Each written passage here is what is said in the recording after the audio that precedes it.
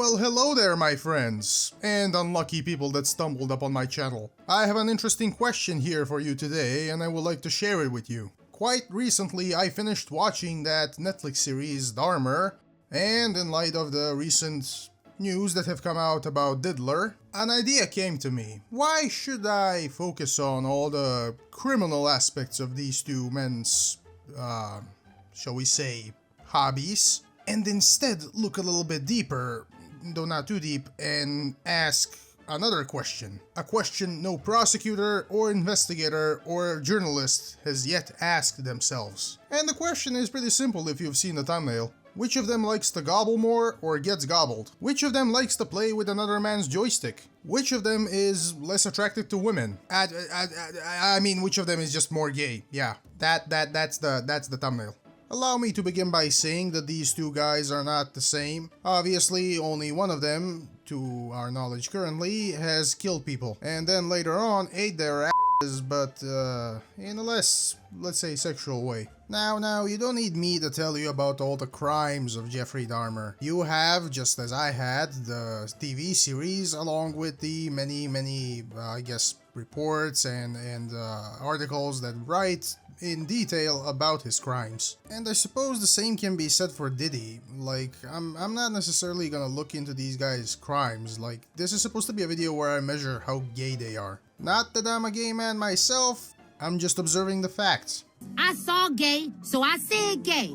That ain't bullying, that's an astute observation. This is an outsider's perspective, and continuing to look from the outside, I will be dividing and looking at them from some different categories, namely these 4 categories. Who started being gay earliest? How public were they with that? Their body count? And the reaction of the outside world once they, came out. So let's begin. From what I could find, which kinda was pretty easy to find, it seems that Jeffrey Dahmer is the one of the two that gets to take the first category. If you've ever read any of his biographies, or really just Google on Wikipedia, since over there they kinda took the information from many of the previously mentioned books, then you know that Jeffrey Dahmer actually started experiencing some homosexual tendencies when he was very young, and apparently he couldn't tell his parents because of the time he lived in. And the reason Dahmer wins is because I also don't really have that much on Diddy and his youth when it comes to, I guess, his sexual orientation. Like, you can find a lot about him growing up the way he did in New York, and the best guess that I have here, which again is just a guess, is that during his youth, when he served as the altar boy in a Catholic church, something happened. It's been a tough few weeks for the Catholic Church as allegations of abuse and cover-ups continue to surface from around the world. Here now to comment, the devil.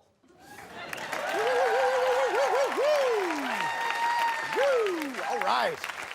So that later on, Diddy would actually start acting like, the way he does today. But hey, that's just my guess. Moving on to the next category. When it comes to how public were these two guys with their gayness, it seems that Jeffrey Dahmer scores again. Shit, I mean, this guy is absolutely killing it. Although Dahmer may have realized that he's gay during his puberty, he didn't really open up about it until he was in his 20s. Now, I don't want to confuse anybody here by, giving a clear definition as to what opening up means. Now, in modern times, obviously, when somebody opens up about being gay or something, they come out either to their parents, their friends, as many people as possible. They maybe, post something online on social media, and, they let everybody know that they're now gay.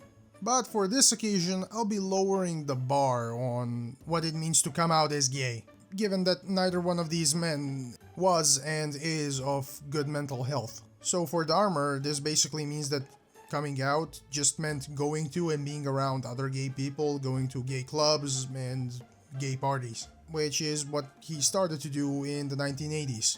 He apparently also stole like a male mannequin from like a boutique or something to pleasure himself. That should serve as further reinforcement for my reason to lower the category's standard, because again, neither one of them, especially Dahmer, doesn't seem to have been in any good mental health. And when it comes to Diddy, I just don't, again, there just isn't enough information on him other than that he was throwing parties pretty much as soon as he was 15. And whatever happened at these parties, especially as he eventually went through college and shortly after college before he began his professional producer career.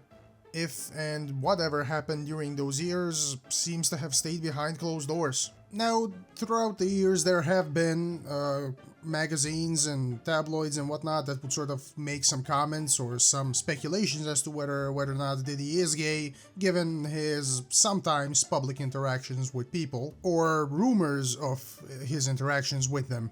But even in those early outlets, it doesn't seem like anybody was too willing to speak much about that, which, as we reflect on it today, they probably should have, but still, like, keep in mind that many of these people were rappers and sometimes athletes themselves, who are often taken as serious people and project, seriousness and masculinity. So when somebody comes up to them and starts talking in a weird way, suggesting weird things or touching them in a weird way, whatever the end result of their interaction with that gay person is, especially in those times earlier, they would rather not talk and avoid talking about that whole situation entirely. Like, they actually want to preserve the image of toughness and thugness and masculinity and seriousness. I do apologize if this explanation as far as Diddy goes seems kind of incomplete, but I do want to remind everyone that I did say earlier in this video that I am only going to be comparing their gayness and not necessarily their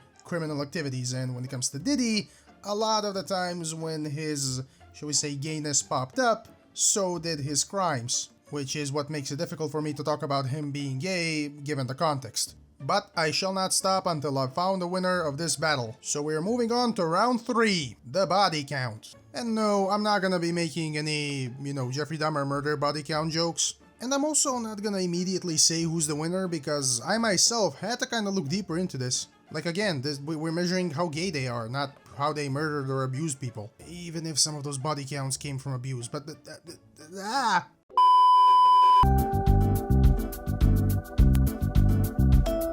So yeah, who slept with more people? And if I can be honest, it's really hard for me right now to pinpoint exactly which of these two guys has done that. Although we know that both of them have slept with many people, we don't really know the exact number. Like, if you try and search anything on Jeffrey Dahmer, you're gonna find out that he has had many sexual encounters, but doesn't exactly state how many. And when it comes to Diddy, you're gonna find plenty of cases of people either mentioning that they've heard something or somebody that was allegedly attacked by Diddy and then, tried to tell people but nobody listened. I would also like to point to attention that lots of people are under these things called NDAs.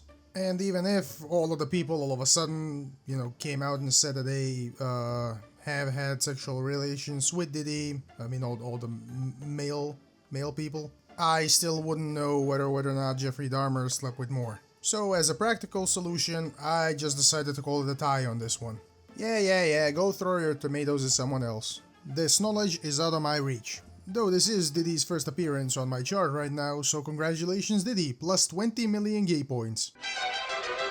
The final category. The reaction of the public to both of these men's, let's say, backdoor activities, although similar, is actually incredibly different, and I'll reveal to you why. And no, it's not just because it's in different times. Nor is it because one guy is a serial killer while the other one is serial molester. I'm about 70% sure that that's a legal term. So, let me start with Dahmer here. Yes, the climate was different in the 90s, this is actually when he was eventually caught. And yes, Dahmer was a serial killer.